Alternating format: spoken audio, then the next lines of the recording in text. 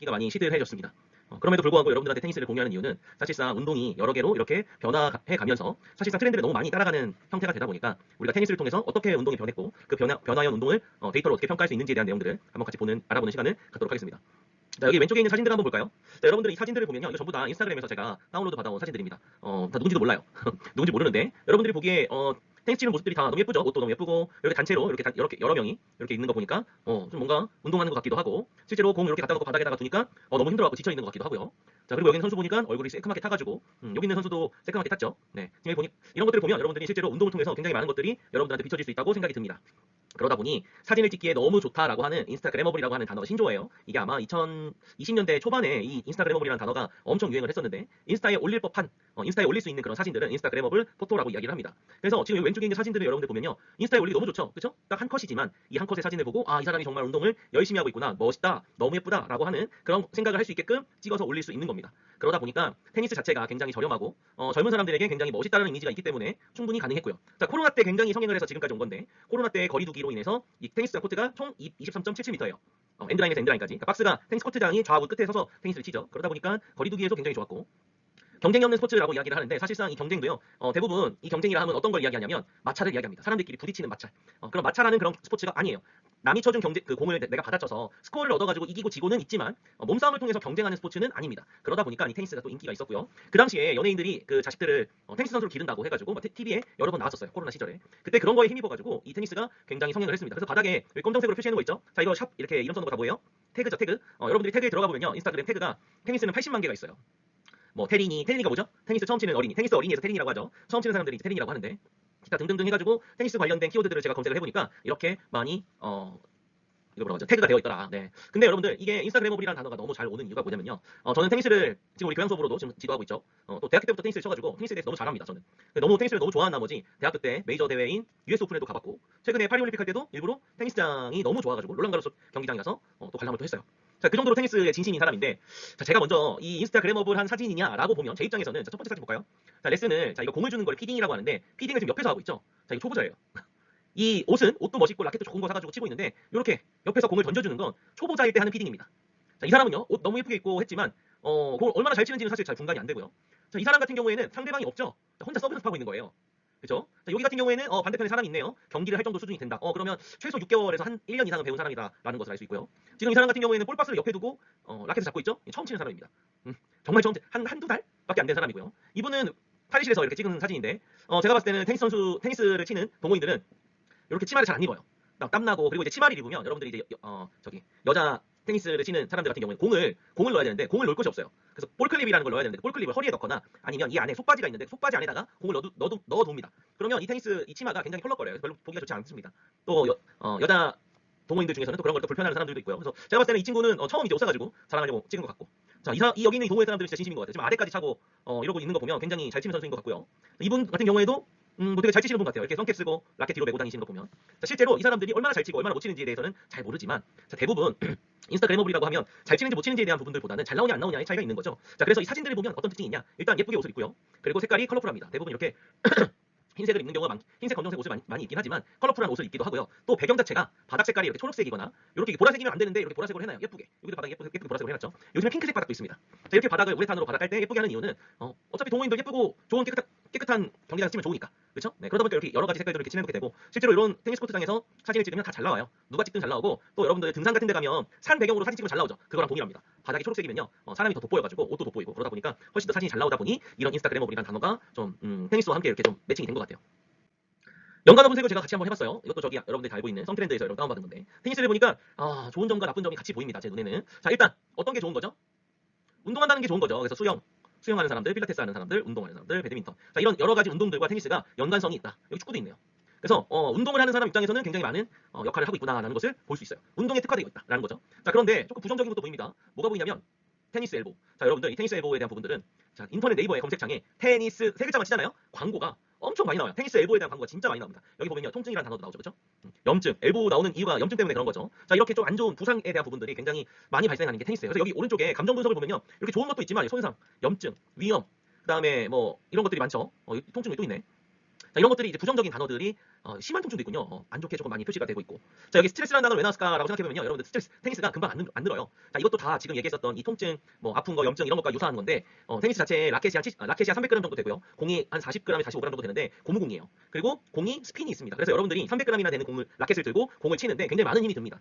그러다 보니까 손에 팔목, 그다음에 이 아구 힘, 그다음에 팔꿈치까지 굉장히 많이 부상을 오게 되고, 또 테니스가 뛰어다니면서 슬라이딩을 합니다. 발이 미끄러지듯이 해서 슬라이딩을 해요. 그래서 발목도 많이 다쳐요. 그러다 보니까 이런 운동하고 하는 거에 대한 부분들은 너무 좋지만, 이런 긍정의 단어들이 너무 많지만 부정의 단어들도 같이 이렇게 좀 산재하고 있다라는 것을 여러분들 알고 있으면 좋을 것 같아요. 테니스의 득과 실이 된다라고 생각해보면 좋겠죠, 그렇죠? 자, 그래서 이 MG들이 테니스를 하는 이유는 고급 스포츠 이미지가 있어요. 자, 이 고급 스포츠 이미지는 왜 있는 거죠? 자, 테니스의 고급 스포츠 이미지는요, 이게 중세시대 때부터 테니스가 생겨가지고 라폼무라고 해서 시작된 운동입니다. 그래서 지금의 이제 4대 테니스 대회라고 하는 것 중에 가장 베스트로 뽑히는 윈블던 대회는 영국에서 진행이 되는데, 영국 윈블던 대회에 가면 아직도 흰 옷만 입어요. 머리끝부터 발끝까지, 운동화까지 전부 다 흰 옷을 입습니다. 그만큼 정통성을 굉장히 강조하는 스포츠예요. 자, 지금은 북의 인사들이 온다고 해서 같이 테니스 치지 않지만, 여러분들 청남대 혹시 가봤나요? 청남대? 청주에 있는, 거기 가면 예전에 그 대통령 별장이라고 해가지고 뭐 청남대라는 곳이 있는데, 거기 가면 테니스 코트장이 있고요. 그 테니스 코트장 옆에 예전에 뭐 부시 대통령이 와가지고 테니스 같이 치고, 박근혜 대통령의 아버지인 뭐죠? 이름 생각이 안 나네. 그분, 예, 갑자기 이름 생각이 안 나는데, 그분들이 이렇게 역대 대통령들이 거기서 운동을 했다라고 하는 그런 기록들이 많이 나와 있어요. 그래서 사실상 지금 우리가 골프가 되게 고급 스포츠라고 하지만, 지금은 아직도 테니스가 가장 고급 스포츠고, 실제로 이 4대 메이저 대회들의 이 자리, 가장 핫한 자리들, 결승전들을 보면요, 세계의 유명 인사들이 다 와 있습니다. 네. 그리고 여느 스포츠 스타들이 다 와서 그 테니스를 즐겨요. 그만큼 테니스의 이미지가 워낙 좋다 보니까 우리 그런 이미지를 조금 따라하고 싶은 MZ들이 많이 했다. 그리고 문제가 뭐였었냐면, 야외 테니스장만 있기 때문에 테니스장이 없어서 못 치는 경우가 많았는데, 이렇게 실내 테니스 연습장도 많이 생겼고, 또 그 야외 테니스장도 개인들이 이제 사설화하면서 예쁘게 만들어진 것도 테니스에 한몫했다라고 이제 이야기를 할 수 있죠. 그 외에도 여기 보면 워낙 뛰어다니고 무거운 공을 힘들어서 많이 치다 보니까 고강도 운동이었고, 그리고 경제적으로도 굉장히 저렴합니다. 라켓, 운동복만 사면 되는데, 이 운동복, 여러분들 백화점 가서 테니스웨어 사보면 알겠지만 위아래 다 사도 10만 원 정도밖에 안 해요. 비싼 메이커를 사도, 뭐 윌슨 뭐 이런 메이커 옷을 사도 위아래 합쳐서 20만 원이 안 넘습니다. 그리고 여러분들이 갖고 있는 그냥 나이키 트레이닝복 입어도 전혀 문제가 없어요. 그러다 보니까 여러분들이 들여야 되는 돈의 비용, 경제적 가치의 그 허들이 굉장히 낮기 때문에 이 테니스가 많이 인기가 되어 있었죠. 자, 이런 것들의 이런 이유로 인해서 테니스들을 많이 치게 됐는데, 자, 최근에 여러분들 주변에 테니스를 치러 다닌다고 하는 사람들을 본 적 있나요? 많이 없죠. 네, 요즘엔 뭘 많이 해요? 네, 골프 많이 칩니다. 골프. 자, 골프랑 한번 테니스를 비교해 볼게요. 자, 골프와 테니스가 유사한 부분이 많아요. 골프도 잘 치던 못 치던 사진 한 컷으로 찍으면요, 잘 치는지 못 치는지 평가가 안 됩니다. 공 날아가는 거 동영상으로 올리지 않는 한 이 사람이 잘 치는지 못 치는지 몰라요. 그리고 옷도 테니스 옷과 골프 옷이 거의 비슷합니다. 그쵸? 뭐 치마, 그 여자 동호인들 같은 경우에는 치마에 위에 이제 컬러풀한 카라티를 입게 돼 있죠. 그쵸? 그리고 이제 니삭스 같은 거 신으시고, 남자 동호인 같은 경우에도 마찬가지로 카라티에 이렇게 운동복, 그 바지가 좀 이렇게 땀 배출 잘 되는 그런 옷들 많이 입죠. 그러다 보니까 이 테니스에 있던 사람들이 그대로 골프로 넘어간 경우가 많고요. 반대로 골프에 있던 사람들이 반대로 테니스로 오기도 합니다. 이 옷이 브랜드 마크만 떼면 거의 유사해요. 네. 그리고 그런 배경 환경, 사진을 찍을 수 있는 그 배경도 어때요? 테니스장도 바닥이 초록색, 막 이런 예쁜 색깔들인 거에 반해서 골프도 바닥이 초록색, 그런 산에 있는 그런 색깔이 유사하다 보니까 이 테니스와 골프를 이렇게 왔다 갔다 하면서 하는 경우가 많았고, 테니스 치던 사람이 골프로 넘어가거나 골프 치던 사람들이 테니스로 많이 넘어온 경향이 있습니다. 솔직히 말하면 지금 우리가 현재 우리 주변의 사람들은 테니스와 골프 다 많이 안 하죠. 이거 왜 안 해요? 이미 제가 봤을 때 인기가 지나갔어요. 유행이 한참 지나갔다. 요즘 뭐예요? 러닝 많이 하죠, 그렇죠? 네, 러닝도 가성비 운동으로 많이 따지죠. 처음에 보통 러닝화 하나 정도 사고, 나머지 것들은 그냥 원래 갖고 있었던 옷 입고, 또 여러분들 웨어러블 워치 많이 사용하고 있었죠. 뭐 애플워치나 갤럭시 워치 같은 것들, 그런 워치들을 그냥 기존에 있었던 거 사용해서 운동을 하면 되기 때문에, 또 장소나 이런 단체 운동이 아니다 보니까 혼자서도 모든 게 가능하고요. 그러다 보니까 최근에는 러닝으로 왔는데, 그거 이전에 이렇게 테니스와 골프가 이렇게 상호작용을 하는 관계로 사람들이 왔다 갔다 하면서 운동을 많이 했다라는 것을 여러분들이 이해해주면 좋겠습니다. 그렇죠? 러닝에 대한 부분은 한 1, 2주 후에 제가 한번 또 준비를 해서 여러분들한테 러닝 트렌드에 대해서 한번 또 이야기를 할 거니까, 오늘 여기까지 오늘의 데이터 시간을 마치도록 할게요. 자, 본수업을 한번 진행을 해볼 건데요. 지난 시간에 이어서 분석 방안 수립에 대한 부분들을 같이 한번 해보도록 하겠습니다. 제가 지난 시간에 수업 끝나고 나가면서 이제 질문을 받았는데, 교수님, 데이터 분석 시간인데 빅데이터 분석하는 거를 왜 안 하고 이렇게 이론적인 부분들만 합니까? 이게 필요합니까? 라고 이야기하는 사람들이 있더라고요. 질문을 그렇게 받았어요. 근데 여러분들, 빅데이터 분석에 대한 이론들을 여러분들한테 계속 지금 이야기하는 이유는, 여러분들을 데이터 전문가로 키우려고 여러분들한테 이 얘기를 하는 게 아니라, 실질적으로 여러분들이 데이터 분석을 한다고 했을 때, 빅데이터 분석을 한다고 하면 이런 분석 계획을 세우고, 실제로 분석 계획을 세워서 그 분석을 방안적으로 만들어내고, 데이터들이 수집돼 왔을 때 여러분들이 어떻게 분석을 할지에 대한 부분들을 만들어내는 게 여러분들의 몫이에요. 실질적으로 요즘에 우리 지난 시간에 소프트웨어 계층 배웠죠. 소프트웨어 계층 만들어가지고 거기서 요즘에는 다 플랫폼에서 데이터 수집 다 해줍니다. 여러분들이 직접 실질적으로 하는 부분들은 그렇게 많지 않아요. 그렇죠? 그러다 보니까 이런 부분들을 여러분들 알아야 되고요. 빅데이터를 한다고 하면 실제로 이게 어떤 형태로, 어떤 메커니즘으로 인해서 딥러닝이니 데이터 마이닝, 아니 머신러닝이니 딥러닝이니 이런 것들을 여러분들이 알아야 이런 부분들이 이해가 돼서 다음 것들을 이제 활용하게 되는 거지, 그냥 막 무작정 하는 부분은 아니라고 생각합니다. 그래서 여러분들한테 이게 여러분들 꼭 필요하다고 저는 생각해서 빅데이터 분석 시간에 이 이야기를 하는 거고, 오리엔테이션 시간에도 이야기를 했지만 빅데이터 분석 기사를 딸 때 이 내용들이 전부 다 들어있어요. 자, 그 얘기 뭐예요? 빅데이터를 분석하는 사람이라면 이 정도의 데이터 지식, 이 정도의 이론적 지식은 가져야 된다라는 부분이 있기 때문에 이런 내용들을 여러분들한테 교육을 한다라고 이해를 해줬으면 좋겠습니다. 얼마 안 남았어요. 이런 데이터 이론에 대한 부분들을 제가 좀 함축해서 여러분들한테 지도를 하고 있고 또 알려주고 있는데 이 부분들 많이 안 남았으니까 조금만 더 힘내서 마무리까지 한번 해보기를 바랍니다. 그 실기 수업도 같이 이제 병행을 할 거예요. 자, 데이터 분석 방법론에 대해서 한번 이야기를 해볼 건데요. 데이터 분석을 할 때는 뭐가 필요하냐? 절차가 필요하고요. 어떤 방법으로, 어떤 도구로, 어떤 산출물을 낼 것인지에 대한 부분들을 구성을 한 다음에 그리고 나서 실질적으로 분석 방법의 생산 과정, 선순환 과정을 거치게 됩니다. 자, 결국에는 이 데이터 분석이라 함은 데이터를 가지고 우리가 어떤 거를 분석해서 어떤 결과물을 낼 것이냐에 대한 부분들이기 때문에 이 아래에 있는 그림을 보고 같이 한번 이야기를 해보도록 하겠습니다. 자, 암묵지라고 하는 것은 우리가 아예 모르는 것들이에요. 근데 실제로 여러분들이 자전거 타는 거를 예를 들었을 때 이게 이론화 되어 있나요? 여러분들 자전거 탈 줄 알죠? 자, 근데 여러분들이 자전거 타는 방법을 누군가가 이론으로 가르쳐줬나요? 그렇지 않죠, 그렇죠? 경험을 바탕으로 여러분들이 자전거를 탔습니다. 자, 이렇게 된 것을 암묵지라고 이야기를 하고요. 이렇게 배운 여러분들 경험을 통해서 배웠던 거를 형식화를 통해서 형식지를 만들어내요. 자, 뭐죠? 균형을 잡을 때는 이렇게 좌우로 흔들면서 잡아야 되고 앞에 핸들을 흔들면서 잡아야 된다. 그리고 가만히 서 있으면 움직이지 않은 상태로 가만히 있으면 넘어지니까 페달에 조금씩 속도를 내야만 넘어지지 않는다. 자, 이런 것들을 잘 만들어내고 나면 그거를 체계화시켜서 방법론으로 만듭니다. 이 방법론을 만들게 되면요, 이 방법론에 의해서 여러분들이 매뉴얼대로 딱딱딱딱 하면 여러분들이 자전거 잘 타게 되는 거죠. 그렇죠? 자, 이렇게 여러분들이 매뉴얼 돼가지고 방법론으로 만들어 놓은 걸 누군가에게 전해줘서 잘 타게 되면 이게 내재화가 돼서 다시 이렇게 한 사이클이 도는 형태가 되는 게 이 분석 방법의 선순환 과정이라고 이야기를 합니다. 사실상 우리가 모르고 있었던 부분들이 아니라 잘 알고 있지만 이 잘 알고 있는 것을 증명해내는 과정이라고 생각하면 여러분들이 편하게 이해를 할 수 있을 거라고 생각합니다. 자, 그래서 이것을 우리가 분석을 하는 과정에서 프로세스 모델을 이제 구성을 해야 되는데 이게 최상위 계층, 중간 계층, 하위 계층 이렇게 해서 나뉩니다. 그래서 최상위 계층에서는 어떤 단계로 어떤 것들을 이제 구성할 것인지에 대한 이야기고요. 그다음에 중간 계층에서는 여러분들이 어떤 것들을 아까 처음에 만들었었죠. 뭐 방법론이나 이런 기타 등등의 이런 방식들을 이야기했던 것들이고 최하위 계층에서는 우리가 어떤 입력을 가지고 보고서를 만들어내는 과정, 결과물을 만들어내는 과정을 계층적 프로세스라고 하고요. 중요하진 않습니다, 이 부분은. 근데 뒤에서 이제 여러분들이 중요한 부분이 나옵니다. 자, 여기서부터 이제 중요한데요. 실제로 여러분들 우리가 소프트웨어 개발 기법, 지금 우리 뭘 배우고 있는 거죠? 데이터 분석 방법을 배우고 있는 거죠. 데이터 분석 방법을 배우고 있는데 자, 소프트웨어를 개발할 때의 기법처럼 배운다라고 해서 소프트웨어 개발 기법이라고 이야기를 합니다. 자, 여기 왼쪽에 폭포수 모형이라고 되어 있어요. 자, 이 폭포수 모형은요, 물이 어디로 떨어지죠? 위에서 아래로 떨어지게 되죠. 그렇죠? 순차적으로 쭉 떨어지게 돼요. 그래서 실질적으로 이렇게 순차적 절차, 분석, 어떤 거를 분석할 것인지 요구를 분석하고 설계해서 실제로 만들어내고 검증해서 유지한다라는 것을 절차로 만들어내는 게 폭포수 모형입니다. 그래서 실질적으로 이 구역이 전부 다 구분이 되어 있어요. 오른쪽 그림처럼 계획했고 실제로 그거에 대한 계획에 대한 분석을 하고 요구 분석에 대한 설계를 만들어서 실제로 뭐 실험을 하든 분석을 하든 뭔가 하겠죠. 그렇게 만들어낸 걸 테스트해서 우리가 유지보수하면 사용한다라고 이야기를 하는 건데 자, 장점이 뭐예요? 각각의 단계가 구분화가 되어 있죠. 그렇죠? 옛날부터 이렇게 사용했어요. 문제점이 있습니다. 뭐예요? 자, 분석이 어렵고요. 시간이 오래 걸려요. 자, 이 사람이 어떤 누군가의 요구를 분석한다는 게 그 사람 머릿속에 있는 것을 만들어내야 되죠. 그렇죠? 그 사람만 알고 있는 거예요. 그 사람이 이야기하는 거는 나는 모르는데 그 사람 머릿속에 있는 걸 막 구구절절 이야기하다 보면 잘 되는지 잘못되는지 모릅니다. 자, 그러다 보니까 조금 요구 분석 시간이 많이 걸리고 사실 문제가 생길 수 있는 부분이 여기서 많이 문제가 생겨요. 왜? 앞에 요구 분석에서 잘못 분석을 하게 되면 뒤에 아무리 분석을 잘해도 문제점이 생깁니다. 그런데 우리는 항상 폭포수 모형은 순차적으로 절차를 지키고 있는데 피드백을 받아서 다시 앞으로 돌아가는 건 불가능합니다. 이 폭포수 모형의 단점이에요. 가장 큰 단점은 우리가 앞에 했던 일을 이미 다음 단계로 넘어갔던 걸 돌아가는 건 없다. 무조건 한 방향으로만 합니다. 그래서 문제점을 보완하거나 요구에 변화가 생기거나 갑자기 이제 클라이언트가 말을 바꾼다. 그러면 끝. 못해요. 네. 이 폭포수 모형의 장점이자 단점이 이 한 가지가 있습니다. 자, 그래서 이거를 보완하기 위해서 프로토타입을 개발했어요. 자, 프로토타입 뭐가 있냐면 여러분들의 고객 의견이 반영이 어렵죠. 왜? 한 방향으로만 가니까. 그래서 실제로 쭉 가요. 갔는데 클라이언트가 마음에 안 들어요. 그럼 다시 합니다. 자, 이걸 어떻게 해요? 반복해요. 반복하다가 마음에 든대요. 그러면 그때 가서 실제로 분석하고 설계해서 구현해서 만들어냅니다. 자, 요구 분석 단계가 많아진 거죠. 그렇죠? 자, 이걸 왜 이렇게 한 거예요? 고객 의견을 반영을 하기 위해서. 소프트웨어 개발 기법 자체에서 폭포수는 무조건 한 방향으로 갔기 때문에 돌아가는 게 없었다 그랬죠? 그렇기 때문에 이 요구 분석 단계를 이렇게 구체적으로 하게 만들어낸 것이 프로토타입 모형입니다. 자, 이것도 또 하다 보니까 자, 요구 분석만 하게 됐어요. 요구 분석만 반복했죠. 프로토타입 모형에서는. 자, 또 문제가 생깁니다. 설계하고 만드는 과정에서도 문제가 생기죠. 자, 그래서 나성형 모형이 생겼어요. 자, 요구 분석하고요. 실제로 분석했어요. 설계해서 만들었어요. 평가하고요. 평가를 반영해서 다시 분석하고요. 다시 하고요. 자, 그래서 오른쪽 그림처럼 이렇게 처음 시작했던 거를 한 바퀴 돌고 나서 또 하고 계속 반복합니다. 네, 이렇게 되면 뭐가 문제가 생겨요? 자, 단점이 있습니다. 시간이 길어져요. 자, 그리고 계속 요구사항을 반복해서 들어주다 보면요, 관리가 안 됩니다. 언제까지 해줘야 되는 거예요? 그렇죠? 이런 문제점들이 있어요. 자, 그래서 이런 나선형 모델 같은 경우에는 대규모 프로젝트나 국책 사업에서 많이 합니다. 자, 국가 사업은 지속적으로 연속성이 있어야 되죠, 그렇죠? 올해 이런 사업을 했더니 이런 문제점들이 있더라. 그럼 내년에는 좀 반복해서 수정해서 하고 이런 형태로 계속 연속성 있는 그런 사업들 같은 경우에는 이 나선형 모형을 사용해서 분석을 하고 개발한다. 자, KDD 분석 방법이라는 게 있습니다. 자, KDD 분석 방법은요, 탐색을 통해서 패턴을 찾아내는 마이닝이에요. 자, 이런 방법들은 사실 빅데이터와 가장 연관이 있죠. 왜 그래요?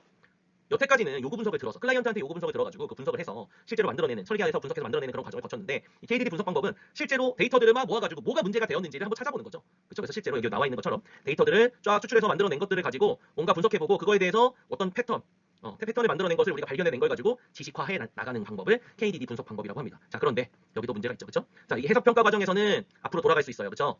얘는 돌아갈 수 있다. 그런데 이 돌아가는 과정이 계속 반복되면 어떤 문제가 생긴다고 했죠? 계속 돌고 돈다. 시간이 오래 걸린다라는 그런 문제점이 있다는 거. KDD에도 실질적으로 탐색해서 문제를 발견해내지만 문제가 생길 수 있다. 자, 크리스프DM이라고 하는 분석 방법이 있어요. 실질적으로 이 앞에 KDD 방법에서 조금 더 발전된 사항이라고 할 수 있습니다. 자, 아까 KDD 방법론에서는 어떻게 돌아갔냐면 다 데이터 분석이 끝나고 결론을 진 상태에서 앞으로 돌아갔죠. 그렇죠? 단계에서는 피드백이 없어요. 다 끝난 다음에 다시 앞으로 돌아가는 형태가 KDD 방식이었습니다. 자, 이 크리스프DM 방법은요. 자, 계속 이렇게 상호작용을 합니다. 중간중간에. 그래서 결국엔 최종 결과물을 갖고 오기 전까지는 계속 피드백을 통해서 만들어내는 방법을 이 크리스프DM 방법이라고 합니다. 그래서 데이터 마이닝을 한다라고 하면 계속적으로 데이터를 수정하고 만들어내고 수정하고 만들어내고. 자, 이게 뭐예요? 데이터 수집, 분석, 수집, 분석, 수집, 분석. 그러다가 데이터 오르면서 더 추가하고 빼고 그러면서 우리가 원하는 데이터 값을 만들어내고 탐색해가는 과정들이 이 안에 들어있다. 그래서 데이터 마이닝의 표준 기법하면 크리스프DM이다라는 것을 여러분들이 알 수 있습니다. 자, 이렇게 여러 번 반복하게 되고 피드백이 주고받고 하게 되면 아까 KDD에서는 다 끝나야 피드백을 받았죠. 그러면 이 반복하는 횟수가 이 사이클이 1년에 몇 번 안 되겠죠. 그런데 이 크리스프DM 같은 경우에는 크리스프DM 같은 경우에는 계속 주고받고 하다 보니까 훨씬 더 빠르게 가능하다. 이게 장점이에요. 자, 이 SEMMA 분석 방법도 있습니다. 자, 실질적으로 이 SEMMA 분석 방법은 통계를 중심으로 할 때 사용해요. 자, 통계를 중심으로 한다. 자, 우리 빅데이터 수업 전에 아마 1, 2, 3학년들 중에서는 데이터 분석을 배운 학생들이 있을 거예요. 자, 숫자를 가지고 분석을 했을 때는 이렇게 통계적 추출을 하죠. 통계적 추출을 해서 데이터를 준비하고 그 안에서 분석하고 오류 찾아내고 수정한 다음에 모형을 만들고 결과 분석을 합니다. 자, 이렇게 왔다 갔다 하면서 한 바퀴씩 뺑뺑뺑 도는 것을 SEMMA 분석이라고 해요. 자, 이 SEMMA 분석은 뭐 갖고 얘기한 거냐면 여기 SEMMA 요거를 붙여서 SEMMA 분석이라고 합니다. 통계 중심의 숫자 데이터 분석을 할 때 많이 사용하는 방법이에요.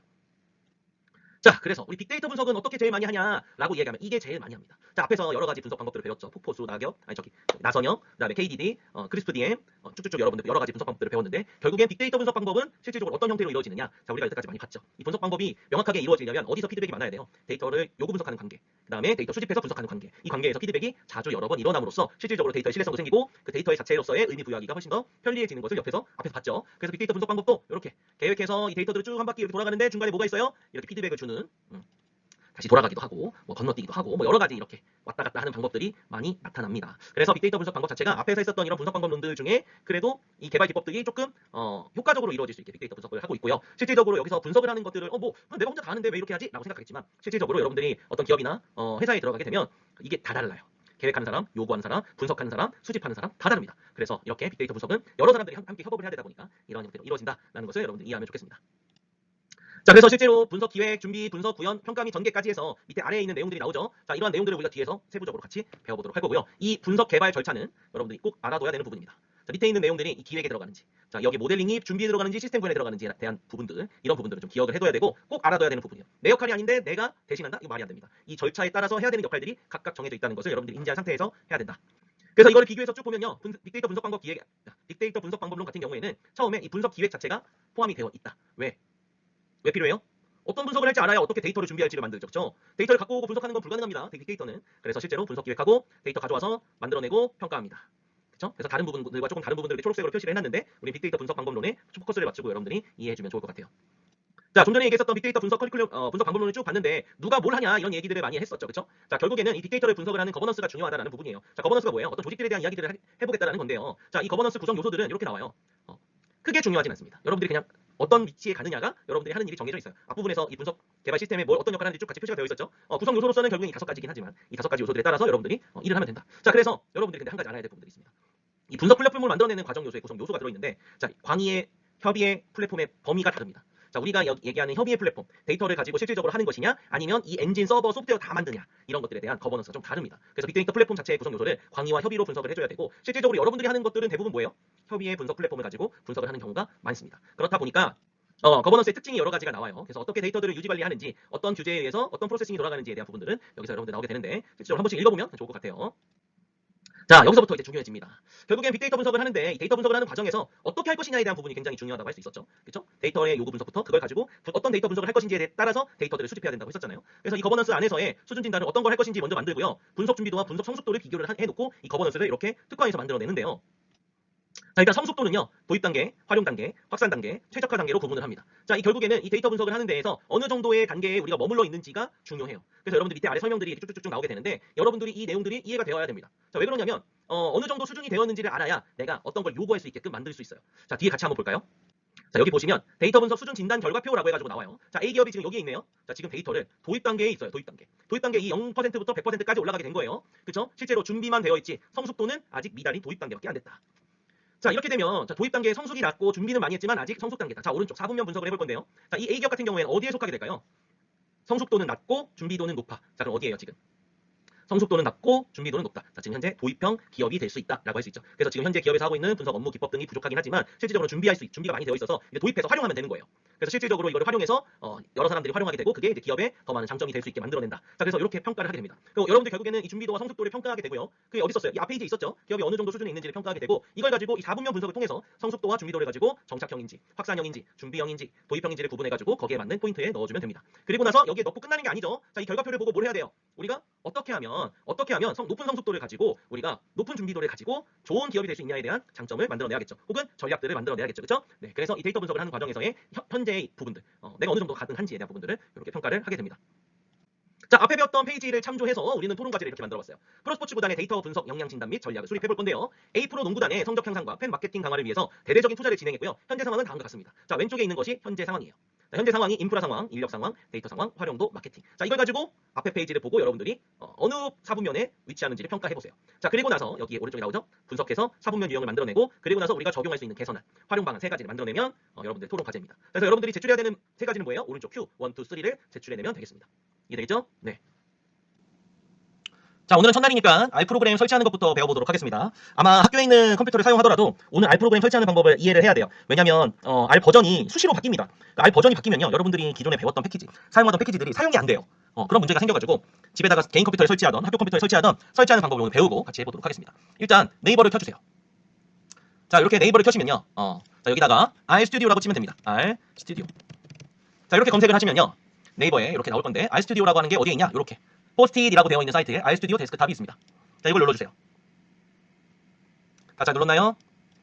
네, 저는 리젝하겠습니다. 자, 일단 이렇게 RStudio 데스크탑이라고 돼서 나와요. 여러분들 처음에 가장 문제가 많은 게 R을 설치할 때가 문제가 제일 많은데, 자, 왜 그러냐면 R만 설치하면 여러분들이 코딩할 공간이 보스창이에요. 그래서 우리는 그걸 조금 더 가시적으로 보기 좋게 하기 위해서 RStudio를 설치할 겁니다. 자, 이렇게 RStudio를 설치하게 되는데 어디에 들어가면요, 자, 오른쪽에 보면 Install RStudio라고 되어 있죠. 자, 이 인스톨 R만 하면요 보스창이 떠요. 그래서 우리는 가독성이 좋은 인스톨 RStudio를 설치할 거고요. 자, 여기 요 버튼을 눌러서 저는 다운로드를 할 건데, 저는 윈도우라서 요거를 다운로드 하는데 혹시나 맥을 쓰거나 다른 소프트웨어를 사용하시는 분들은 여기 밑에 다른 용도에 있는 소프트웨어를 다운로드 받으시면 되겠습니다. 참고로 저는 맥을 너무 몰라가지고 맥을 질문하시면 제가 알려드릴 수가 없어요. 맥을 잘하는 선생님한테 질문하세요. 자, R 이렇게 다운로드 완료됐죠? 네, RStudio를 설치해보도록 하겠습니다. 자, 이렇게 설치 화면이 나오면요, 뭐 아시다시피 설치를 이렇게 해주시면 되고요. 잘 따라하고 있죠? 일부러 여러분들 끊어서 여러분들 바로 그냥 설치됐죠? 할 수 있는데 일부러 안 하고 천천히 같이 하는 거예요. 따라하시면서 보세요, 같이. 중요합니다. 제가 여러 해 동안, 몇 년 동안 이렇게 여러분들을 지도하다 보니까 자, RStudio 설치하는 것부터 못해가지고 쩔쩔매는 컴맹인 사람들이 은근히 많더라고요. 당연히 난 이 정도는 설치할 수 있을 거라고 생각했는데 그렇지 않다. 그렇지 않은 사람들이 너무 많아가지고 일부러 여러분들과 같이 하는 거니까 컴퓨터 잘하는 사람도 같이 이제 보면서 뭐 아마 여러분들 동일하게 이 스크롤바가 올라가고 있겠죠? 네, 같이 이렇게 해보도록 할게요. 시험을 볼 때는 여러분들 이 RStudio는 이미 학교에 다 설치가 되어 있어요. 근데 그 학교에 있는 컴퓨터가 껐다 키면 리셋되는 형태의 컴퓨터로 설치되어 있는 것들이 대부분입니다. 아마 50개 컴퓨터 중에 저 30개 있는 방도 있지만 어쨌든 그 비율 중에 리셋이 되는 컴퓨터가 한 7, 80% 정도는 리셋이 되고요. 나머지는 안 돼요. 그러다 보니까 여러분들이 실습을 할 때마다 버전을 새로 설치해야 되는 경우도 있습니다. 혹은 R이 깨져서 안 되는 경우가 있기 때문에. 자, 이렇게 설치가 완료됐네요. 마침 누르고요. 자, 이렇게 되면요, 시작 화면에 들어가면 여기 RStudio가 설치가 되어 있을 겁니다. 자, 이걸 켜볼게요. 자, 여기 보니까 R 버전을 선택하라고 하네요. choose R 버전이라고 되어 있는데 R 버전이 없죠? 그쵸? 그러면 여기 다운로드 R 버튼을 눌러보세요. 자, 그러면 여기에 어떤 버전의 R을 설치해야 되는지가 나옵니다. 최신 버전이 지금 4.6.0 버전이 가장 최신이네요. 그쵸? 네, 이거 누를게요. 아마 우리가 오늘 하니까 이 버전인 거지 어떤 걸 다운로드 받아야 될지 모르겠네요. 그쵸? 뭐야, 이거 어떻게 된 거야? 자, 여기 있네요. 이거 4.5.3밖에 없는데?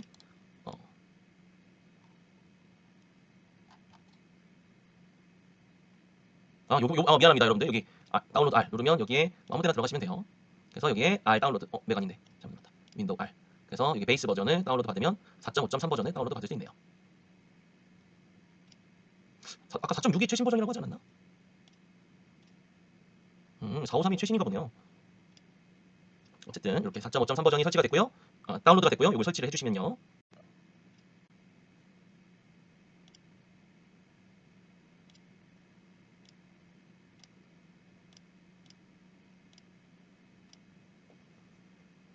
저는 바탕화면에 나오는 게 별로 보기 좋지 않아가지고 이건 어차피 안 쓰니까요. RStudio만 쓰니까 이거는 밖에 바탕화면에 있는 거 체크를 해제했어요.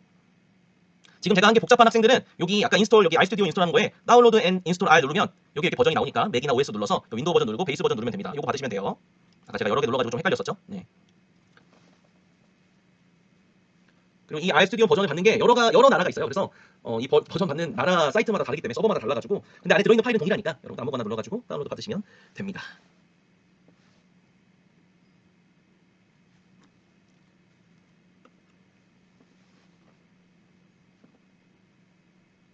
조금 오래 걸리네요. 네, 완료됐죠? 네, 그러면 다시 시작 버튼을 눌러서 아까 RStudio를 열어보도록 할게요. 아, 포스티시 아니라 포지시네요. 그쵸? 미안합니다. 잘못 읽었어요. 자, 이렇게 화면이 뜨면 정상이에요. 자, 그래서 잘 설치가 됐는지는 이렇게 뜨면 정상. 오늘은 우리가 첫 페이지, 요거 설치까지만 하기로 했으니까 요 화면이 나타나면 정상입니다. 자, 우리가 아까 왜 이 RStudio를 먼저 설치했는지를 보려면 자, 이 R 버전 우리 설치한 거를 눌러볼게요. 화면이 이렇게 나와요. 콘솔 화면으로. 자, 여기다가 명령어를 이렇게 쳐야 됩니다. 결과가 어떻게 되어 있는지도 보기가 힘들어요. 그래서 여러분들한테 뭘 하라고? 네, RStudio를 설치하라고 한 겁니다. 이해되겠죠? 그래서 여러분들 아까 얘기했었던 것처럼 이 RStudio가 이렇게 나타나게 되면 네, 이렇게 설치가 돼서 이 화면이 나타나게 되면 가장 베스트고요. 아마 이렇게 된 화면을 여러분들이 제일 많이 볼 거예요. 이제부터. 일부러 제 컴퓨터 이 노트북도 아예 포맷하고 여러분들이랑 하는 거라서 다 아예 깨끗한 화면이고요. 네, 이렇게 설치되면 아까 5.4.3 버전 설치했었죠? 이렇게 나오게 될 겁니다. 네, 여기까지만 오늘 하도록 할게요. 실습은 아마 여러분들 개인 컴퓨터들 다 이렇게 설치해서 오세요. 그리고 아마 집에 가서 하는 실습도 여러분들 직접 해봐야 되니까 이왕이면 학교 컴퓨터 사용하는 것도 좋지만 개인 노트북을 사용하는 것을 권장합니다. 네, 오늘 수업은 여기까지. 자, 오늘 수업은 여기까지 마치도록 하겠고요. 앞에 퀴즈에 대한, 토론에 대한 부분이 조금 어려울 거예요. 여러분들이 근데, 그 사례된 것들을 가지고 21페이지를 보면서 조금 정리를 해주면, 너무 좋을 것 같습니다. 그러면 여러분들이 오늘 배운 내용들이 다